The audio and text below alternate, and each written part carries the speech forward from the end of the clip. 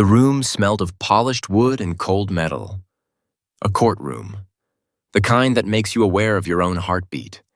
I sat in the corner, not at the front, not in the spotlight. Just there. Watching. Listening. My son. He didn't see me the same way I saw him, not anymore. He had decided months ago that I was inconvenient, that my presence around his children was unnecessary. Sometimes, absence is louder than words.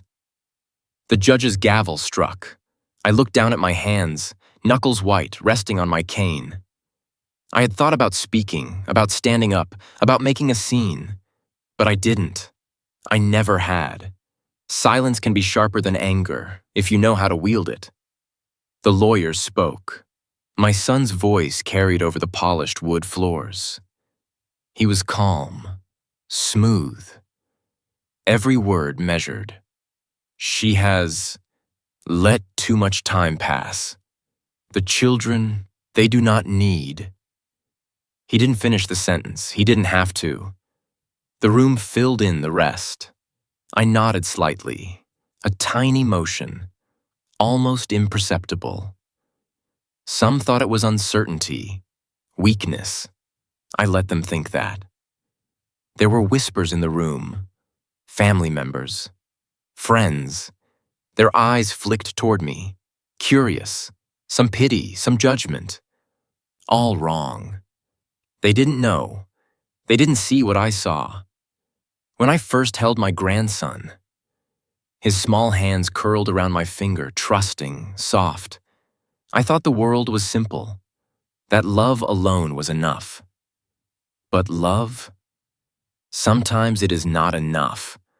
Not against fear, not against pride, not against someone who believes they are the gatekeeper of what is right and what is wrong. I remembered the day he told me, over the phone, my daughter-in-law's voice in the background, polite, careful. He doesn't want the children seeing you right now. I didn't argue. I didn't beg. I smiled. I said nothing more than, I understand. Some might call that defeat. I called it patience, a quiet strength that only grows when you learn to move in shadows. The court clerk's voice broke my reverie. Next case. I leaned back. My mind wandered, not to anger, not to revenge, but to every small moment I had with those children. Every laugh, every tear, every secret promise I had made to keep them safe, to guide them quietly from the sidelines. And then, almost unnoticed, I realized silence had weight. Silence had memory. Silence could be a shield. I caught my son's gaze for a second. He didn't look away. He thought he had power. I didn't correct him. I let him carry his illusion. The first part of the hearing ended. We filed out of the room slowly, like actors in a rehearsal. My son, still assured, still commanding the stage. And me. Walking behind him, with every step a quiet declaration that some things were beyond his understanding. Outside the courtroom, the wind hit my face. Cold, sharp, honest. I closed my eyes for a moment. Let the air wash over me. Let it remind me of who I was and who I had always been. Not weak, not broken, observant, waiting. Because sometimes, the most important moments happen in the pauses. Between the words, between the fights, between the judgments. And I had learned to live there. And yet, as I turned to leave, I wondered, had my silence already begun to shift the balance? Or was I still just a spectator? Weeks passed. Court dates blurred together, each one a carefully choreographed ritual of civility. I didn't speak. I only observed. Every glance, every pause, every carefully chosen word from my son. I learned more in those silences than I ever had in a lifetime of conversation. The children, they didn't know. How could they? Their lives had been rearranged around schedules and excuses. A grandmother, suddenly, absent. My presence reduced to the occasional photograph, or a fleeting shadow at the edge of a family gathering. I remembered my own father once, long ago, the way he taught me to move through the world without raising a voice. Silence, he said, is often louder than the loudest accusation. I had never understood it fully, until now. One day we were called to the mediation room, not a courtroom this time, just a neutral space, neutral enough to pretend that fairness existed. My son spoke first, confident, assured. I've arranged a schedule, visits, if necessary, but I think it's best for everyone to keep things orderly. I nodded, only a slight tilt of my head.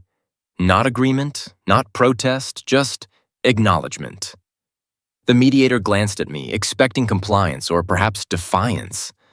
I offered neither. My silence filled the room. A presence. A weight.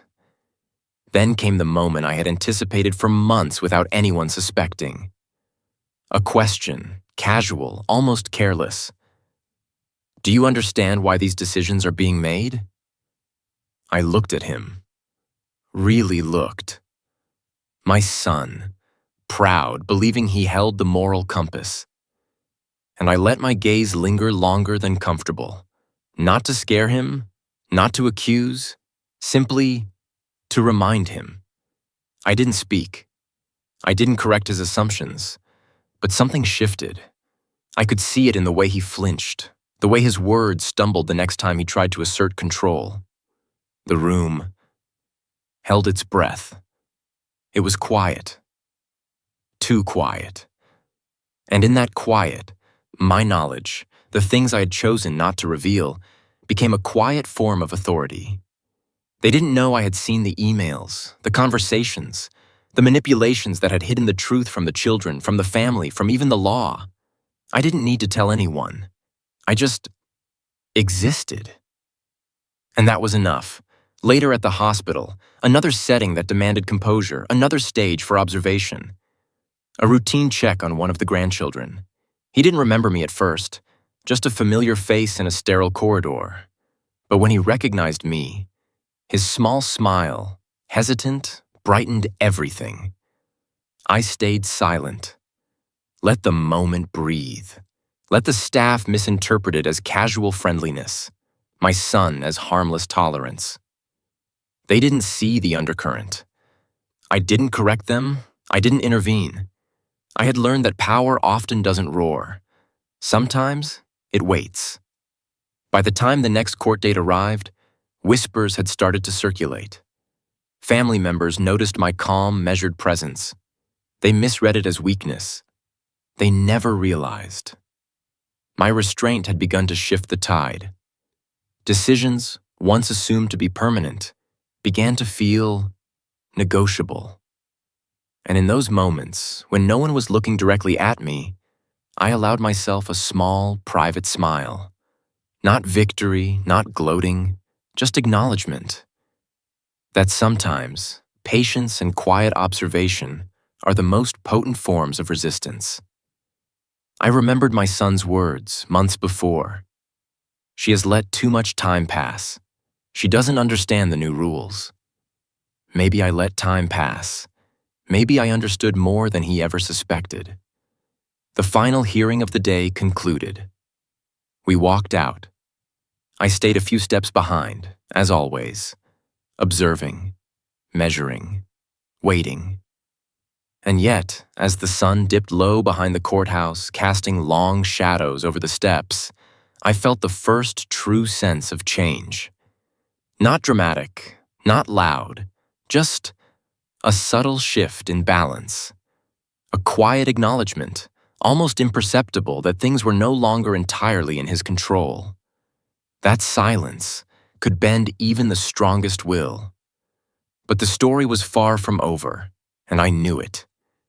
Deep down, I had to remain patient. Because power, when wielded quietly, is a slow, deliberate tide. Months had passed since the first courtroom meeting. The children, my grandchildren, still caught in the invisible web of decisions made without their consent. But I remained, silent, observant, patient. I had come to understand something essential. Control doesn't always announce itself. Sometimes it lingers quietly, like a shadow in the corner of a room, unseen yet undeniable. The final hearing was held in a small chamber, less formal than the courtroom, but heavy with expectation. My son spoke first, as always, his tone polite, measured, yet carrying the invisible weight of authority he believed absolute. "We've considered all options," he said, "and I believe this arrangement is fair." I didn't respond. I only leaned back, my hands resting lightly on my cane, my eyes calm, steady. A slight exhale, almost unnoticed.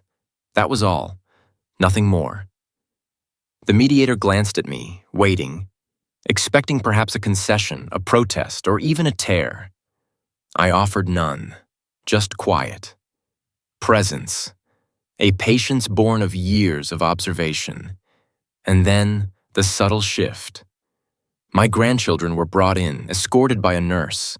Their small hands, hesitant at first, reached for me as soon as they saw me. My grandson's eyes, wide and trusting. My granddaughter's laughter, soft and cautious. They didn't speak of what had been kept from them, what had been decided without their voice. They didn't need to. Their hearts remembered me, and that memory was stronger than any rule. I smiled, a small, quiet smile. Not triumph, not vindication, just recognition. The children's world in that instant was real again, and I was there. My son looked at me then. Something in his expression shifted, though he tried to hide it. For the first time, he saw that silence was not weakness, that there had been more at play than he understood. And he realized, perhaps too late, that some things cannot be commanded or controlled. They are felt, they are lived, and they endure quietly. We left the chamber together. I walked slowly, measured, as always, letting the children lead. My son beside me, silent, observing, perhaps learning, perhaps reflecting. I didn't offer explanations. I didn't argue. There was no need. Outside, the wind was gentle. The sun was low, painting the world in shades of gold and orange. I took a deep breath, felt the warmth against my face, felt the hands of my grandchildren slip briefly into mine, felt the unspoken connection that no court, no rule, no pride could sever. And in that moment, I understood fully. My silence had never been about submission. It had been about presence, about patience, about knowing when to speak, and when to simply be. We walked on together, quietly. The past remained unspoken, the wrongs unaddressed in words, yet somehow reconciled in understanding. The children's laughter filled the space between us, bridging what had been broken. And I knew at last that power can be quiet, influence can be gentle, love can endure without declaration. I smiled again. A full, calm smile, the kind that comes from knowing, not asserting. Knowing that some truths do not need shouting to be felt. Some strength does not need display to exist. And as we disappeared into the evening, leaving the courthouse behind, I realized silence is not absence. Silence is not weakness. Silence is the quiet presence that outlives every argument, every judgment, every assumption. And sometimes that is more than enough.